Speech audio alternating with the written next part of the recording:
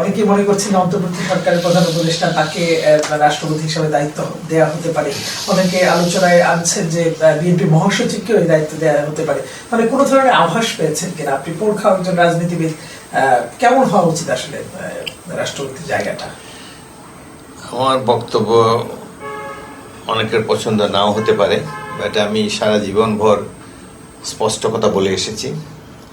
BNP 2/3 বেশি সংখ্যাগরিষ্ঠতা লাভ করেছে, জনগণ তাদেরকে দায়িত্ব দিয়েছে।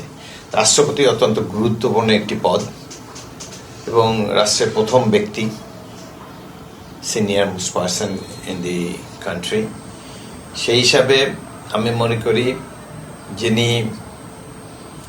যাকে রাষ্ট্রপতি দায়িত্ব দেওয়া উচিত তিনি যেন একদম ডাইহার্ড একজন বিএনপির অনুসারী হতে হবে, পোড় খাওয়ার রাজনীতিবিদ হতে হবে এবং জনগণ থেকে উঠে আসা একজন ব্যক্তি, উপর থেকে চাপিয়ে দেওয়া নয় এবং বেশি ইন্টেলেকচুয়াল হওয়ারও কোনো দরকার নেই।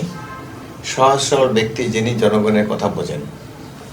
একটা জিনিস দেখেন, আমাদের চমৎকার কিন্তু উদাহরণ রয়েছে পিছিয়ে, জাস্টিস শাহাবুদ্দিন আহমদ। এই ধরনের সৎ ব্যক্তি বাংলাদেশ কখনো দেখে নাই। তিনি একটা টেলিফোন করেছেন পুত্রের কাছে আমেরিকাতে, সাথে সাথে টেলিফোন ডিপার্টমেন্টকে বলেছেন বিল কত। টেলিফোন ডিপার্টমেন্ট জানাচ্ছে যে রাষ্ট্রপতির এখতিয়ার আছে, এটা পেইড, এটা লিগালি রাষ্ট্র পে করবে। তিনি বলছেন না, তাও আমি নিজের থেকে পে করব। একটা স্যুট নিয়ে ঢুকেছেন, একটা স্যুট নিয়ে বের হয়ে এসছেন। এই ধরনের নির্লোভ সৎ বিজ্ঞ ব্যক্তি প্রয়োজন বাংলাদেশে।